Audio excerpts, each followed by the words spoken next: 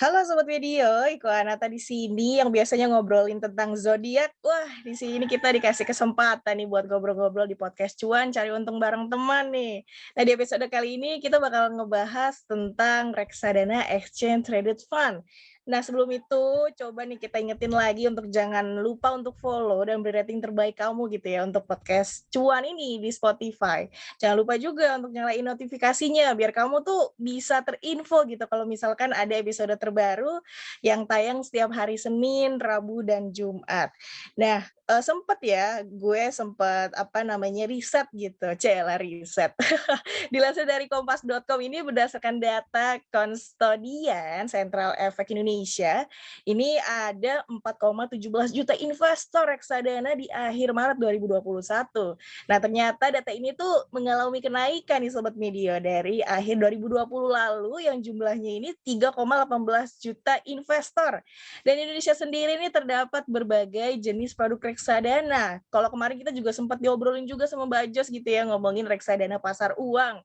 Terus juga ada reksadana pendapatan tetap. Nah, sekarang varian produk reksadana ini makin banyak. Salah satunya adalah Exchange Traded Fund atau bisa dibilang ETF gitu. Wah, ini baru banget. Nah, kita kan ngomongin investasi juga kan. Nah, pas banget nih buat Sobat Media yang mungkin pengen tahu gitu ya seputar investasi. Boleh aja nih langsung beli bukunya Mbak Joyce Taurisanti yang berjudul Dunia Saham. Tak seindah di sosial media, kamu juga bisa mendapatkan informasi mengenai keuangan lainnya gitu ya dengan berlangganan di kompas.id karena setiap hari Senin itu ada kolom investasi Mbak Joyce.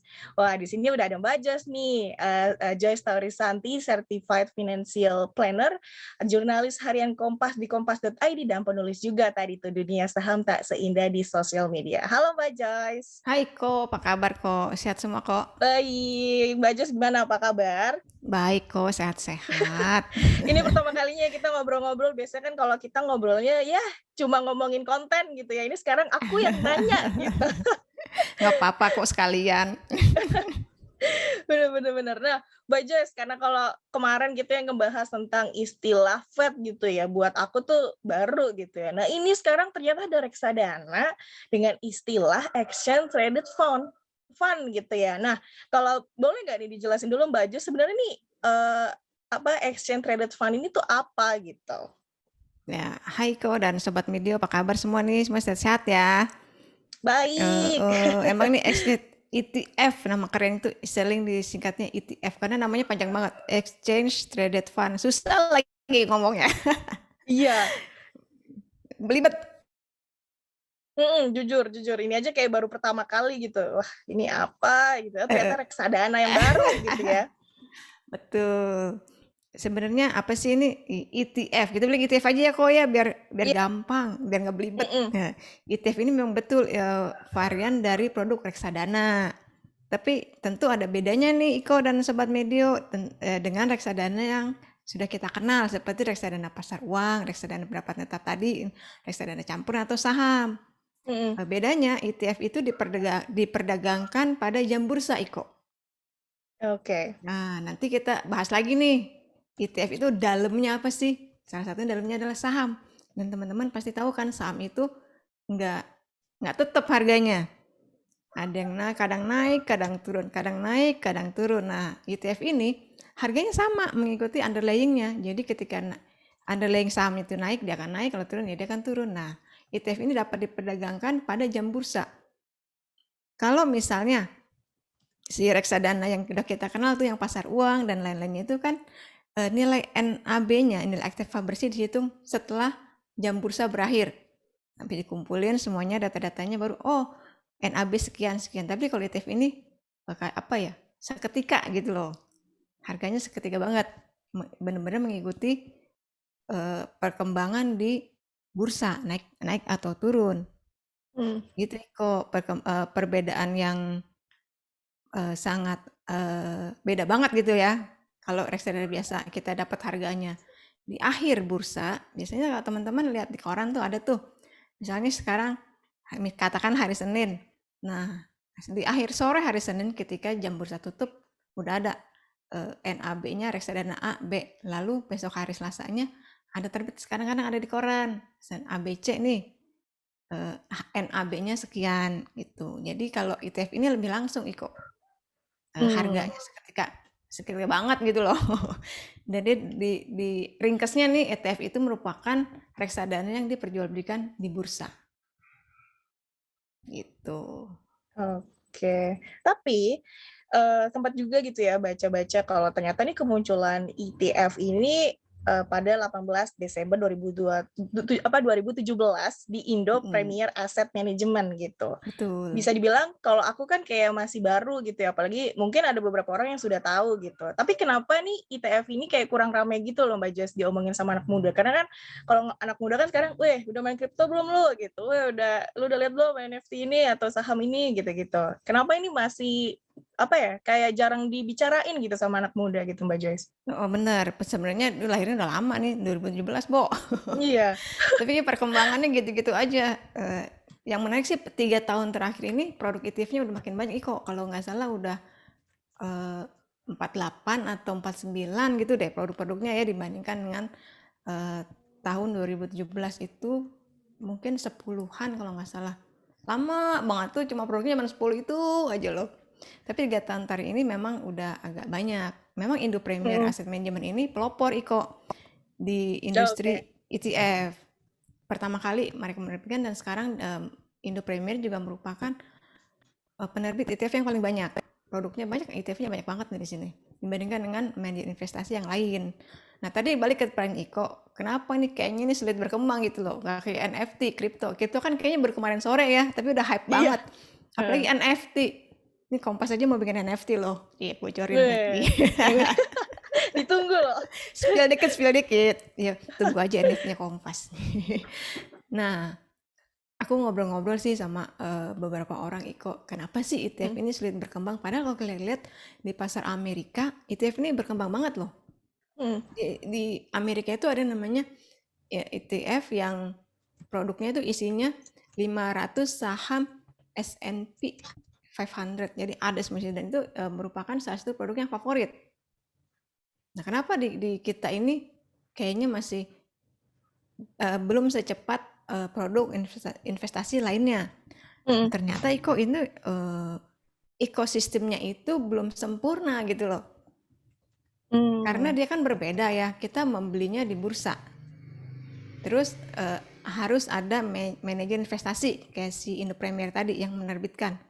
Terus harus ada anggota bursa. Anggota bursa ini siapa? Yaitu perusahaan sekuritas yang menjadi distributor.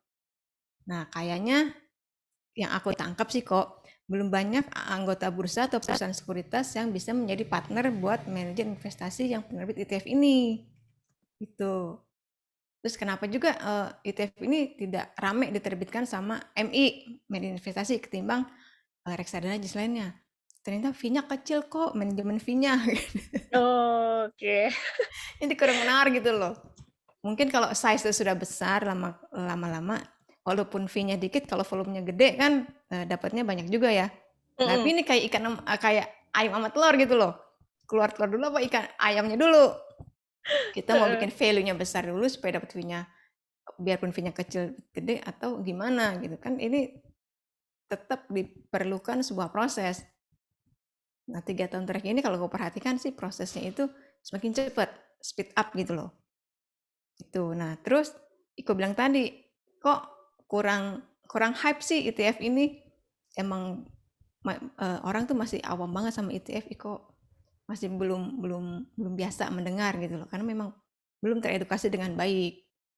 Lalu investor ini juga harus menghadapi yang namanya risiko likuiditas. Maksudnya gimana? Gini maksudnya. Ini kan diperdagangkan di bursa. Nah, investor itu tidak selalu bisa menjual harga unit pada harga indeks yang jadi acuan. Seketika gitu nggak ada. Kadang-kadang barangnya nggak ada kok. Kalau misalnya saham, kita punya saham A, mau kita jual nih hari ini, detik ini juga, kita haka lah ya. Atau kita haki nih, kita maunya saham ini, pasti kan itu udah ada barangnya gitu loh. ETF ini kadang-kadang nggak ada. Jadi kalau kita jual, kadang mesti nunggu gitu. Jadi bukannya barang yang liquid yang bisa dijual seketika.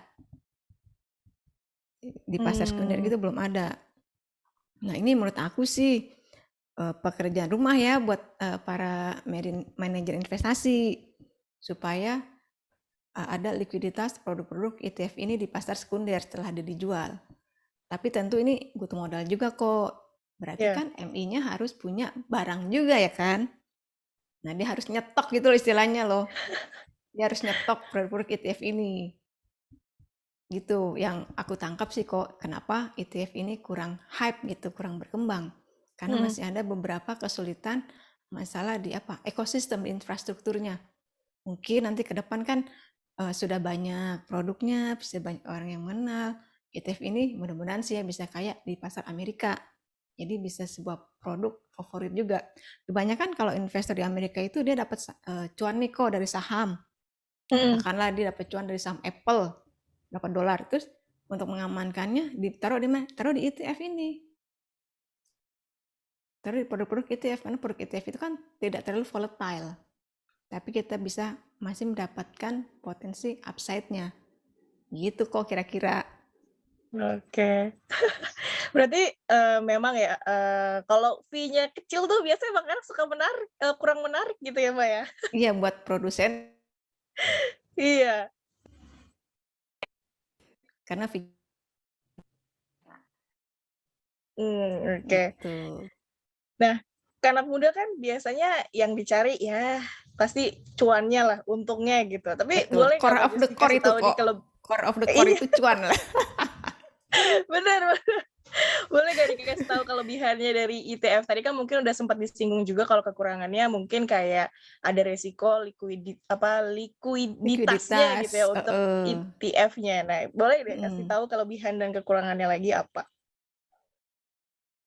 Ini kelebihannya. Kelebihannya itu produk ETF ini kita kayak apa ya? Kayak beli saham dalam jumlah yang banyak sekali. Misalnya produk ini adalah kita beli yang namanya ETF LQ45, LQ45 itu kan ada di saham 45 saham yang terliquid di bursa saham. Di ETF itu udah ada kok 45 saham.